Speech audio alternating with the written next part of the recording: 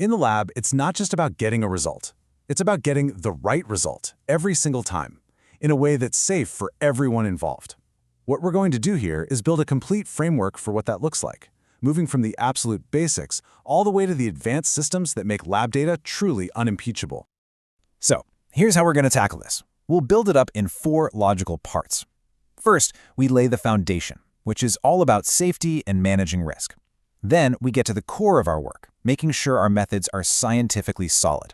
From there, we'll zoom out to see how this fits into a larger quality system.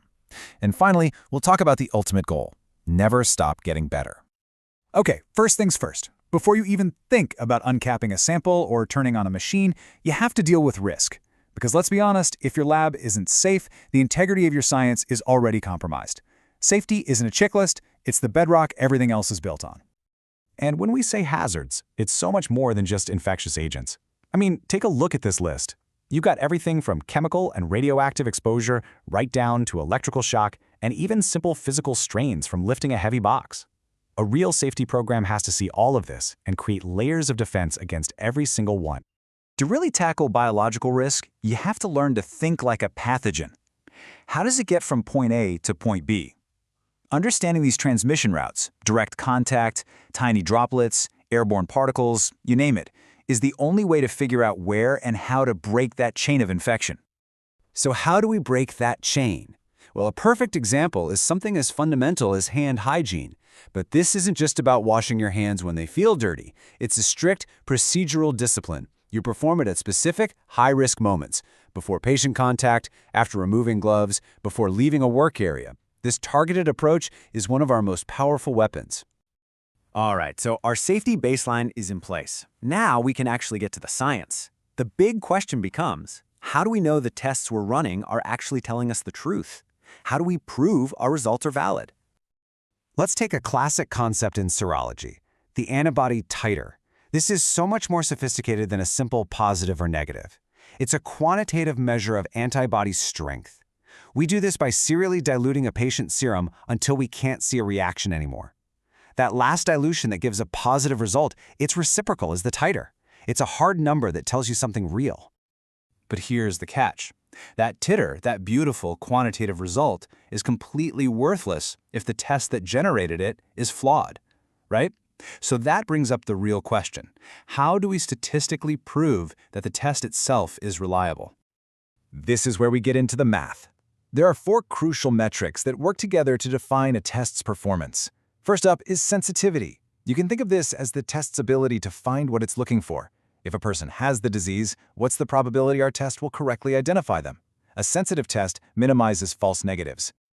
On the other side of that coin is specificity. This is the test's ability to correctly rule people out. If a person does not have the disease, what's the probability our test will correctly return a negative result? A specific test is key to minimizing the anxiety and follow-up costs of false positives. Now, those first 2 are from the test perspective. What about the patients? That's where positive predictive value, or PPV, comes in. It answers the one question every patient asks after the positive result. Okay, so what are the actual chances that I have this disease? And of course, there's the flip side, negative predictive value. How much confidence can a patient have that a negative result is a true negative? When you put all 4 of these together, sensitivity, specificity, PPV, and NPV, you have the complete mathematical biography of your test. You have proof of its clinical worth. So, fantastic. We've got a safe lab, and we're using a statistically valid test. We're done, right? Not even close. A great test can still produce the wrong answer because of a broken system. An individual's competence isn't enough. Systemic problems require a systemic solution, and that's a quality management system. And this is where we need to be clear on a critical distinction: quality assurance versus quality control. Think of it like this. QA is the entire process designed to prevent errors from happening in the first place. SOPs, training, maintenance schedules, it's proactive. QC, on the other hand, is the specific check you do on a batch of samples to detect errors that may have occurred. It's reactive. A strong system needs both. A good quality system looks at the entire life of a sample, and you'd be amazed at how early things can go wrong. It starts in what we call the pre-examination phase, before the sample even gets to the analyzer. We're talking patient misidentification, wrong tube, delayed transport. The test is doomed before it's even begun. Next, of course, is the examination phase. This is the actual analysis. And here, a whole new world of potential errors opens up. Instrument calibration could be off. A reagent might have expired. The technique could be sloppy, or the QC data itself could be misinterpreted. And here's the most heartbreaking part. You can get the first two phases perfectly right and still fail in the post-examination phase. A typo in the final report, a failure to call a critical value to a physician, all that perfect work is undone at the last second. A real quality system has to be end-to-end. Okay, but a quality system isn't a statue you build and then just admire. Any system, if left alone, will degrade over time. That's just entropy. So the final and perhaps most important piece of this is a relentless, proactive commitment to continuous improvement. You're never done. And improving isn't about guesswork. A mature quality program uses specific analytical tools to diagnose problems. You might use a fishbone diagram to brainstorm all the potential causes of an issue, or a Pareto chart to apply the 80-20 rule and find the few problems that are causing most of the pain. It's about using data to guide your decisions.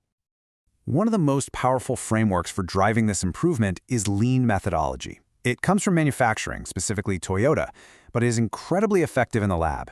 The core idea is to become obsessed with eliminating waste. And waste isn't just supplies in the trash. It's wasted time, wasted steps, wasted data entry, anything that doesn't add value to the final result. A classic lean tool, and one of my favorites, is the 5 whys. It sounds almost too simple, but it is profoundly effective. When a problem occurs, you ask why, and then to that answer, you ask why again.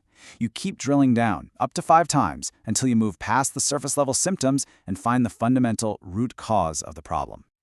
And this pursuit of perfection can be taken to a truly elite level with methodologies like 6 Sigma. This is a statistical target that is just staggering. The goal is to refine your process so that you have just 3.4 defects per million opportunities. That's a process that is 99.99966% perfect. It's about making errors so rare they are statistically insignificant. So you see how this all stacks up, right? These aren't separate ideas. They are integrated layers. You have a foundation of safety, upon which you build methodologically sound testing, which is then managed by a comprehensive quality system, and all of it is driven forward by a culture of continuous improvement. That is how you produce data that no one can question. Which leaves us with a final question to think about. As our systems become this robust, as we approach 6 Sigma levels of quality, where does the next big leap forward come from? Is it going to be some new breakthrough technology, an even more refined process, or will it always ultimately come down to the people?